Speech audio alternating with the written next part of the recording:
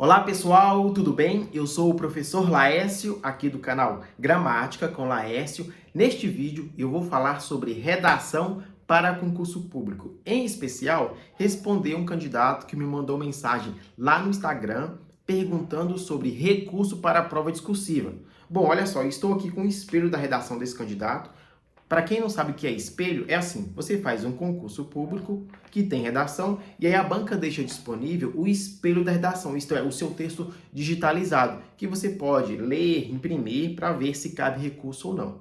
Daí estou com o espelho desse candidato e estou analisando para ver se cabe recurso ou não. Bom, é um texto que foi produzido em 4 parágrafos, e aí já vai algumas dicas para vocês. Se tiver que produzir um texto dissertativo argumentativo, eu até oriento que faça 4 parágrafos. Ah, Laércio, posso fazer 5? Pode, mas eu oriento que faça 4, porque fica melhor para você estruturar em 30 linhas, né? Tinha aqui 30 linhas para o candidato escrever, e já vai outra dica: escreva 30 linhas se a banca te deu 30 linhas para escrever. Não escreva ali 21, 20, 19 linhas. Eu vejo candidatos escrevendo poucas linhas e querem tirar nota alta. Não vai. Por quê? Você já tem pouco espaço para produzir um texto. 30 linhas é pouco espaço para você argumentar sobre um tema.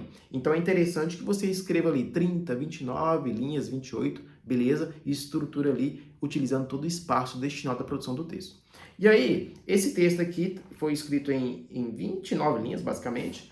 E aí tem 4 quesitos avaliativos. Eu li o texto e fui ver os critérios de avaliação, para saber se caberia recurso em algum dos quesitos. Olha só os quesitos avaliativos.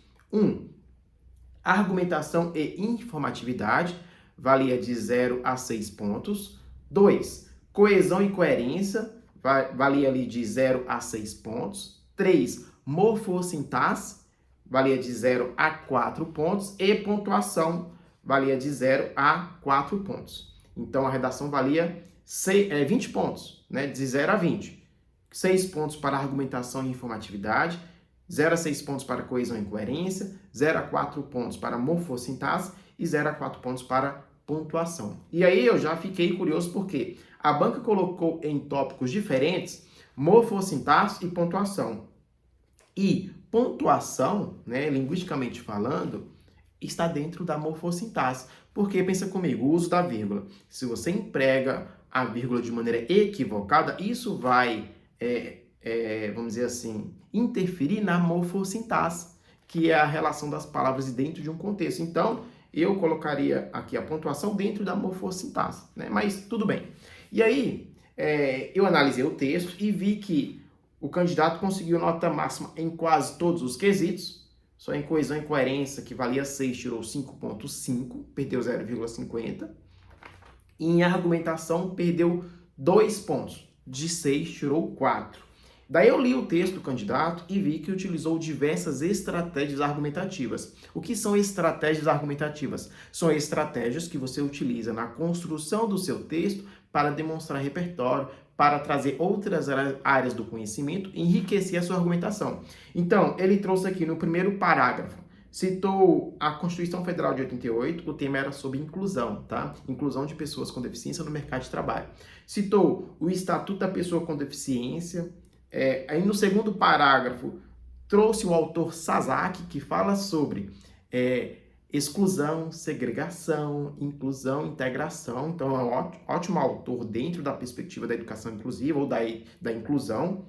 Também trouxe aqui no segundo parágrafo um dado estatístico do IBGE em relação às pessoas com deficiência que são inseridas no mercado de trabalho. No terceiro parágrafo, olha só, trouxe aqui a Declaração de Salamanca, que eu até gosto de comentar muito sobre isso, porque eu atuo dentro da educação especial. E trouxe no último parágrafo, na verdade, no último parágrafo, no quarto, retomou a Constituição que citou lá em cima, articulando com as outras citações. Então, um texto muito rico em argumentação. E a banca deu 4 pontos de 6. Eu olhei assim, bom, não, eu daria aqui no mínimo 5,5, 5,8, porque o texto está muito rico em argumentação e informatividade. Isto é, trouxe várias áreas do conhecimento para enriquecer o seu texto. E não foi repertório repetido, não foi só autor, autor, legislação, legislação. Não, trouxe aqui um dado estatístico, legislação, um autor, a declaração. Então eu vejo aqui que em argumentação e informatividade, pode pedir majoração da nota. Isto é, sair de 4 pontos e ir para 5,5, 5 ou até 6, porque está muito bem escrito em relação a esse quesito, a argumentação e informatividade. Então fica a dica aí, se você fizer um concurso público que tem redação, sempre peça para um professor especialista na área analisar o seu texto, porque às vezes você vai ser prejudicado por uma avaliação de um avaliador que não deu atenção para o seu texto, não avaliou de maneira correta. Neste caso aqui, o candidato foi prejudicado sim em relação a esse quesito avaliativo, argumentação e informatividade. Eu daria ali no mínimo 5,5 e ele recebeu 4, então pelo menos 1,50 ele vai poder brigar aqui com o recurso da prova discursiva. Então fica a dica aí para você. E outra coisa importante, né, em relação à redação para concurso público. Sempre que você estiver estudando para concurso público, preste atenção nos critérios de avaliação. Isso é ouro, tá? Por quê?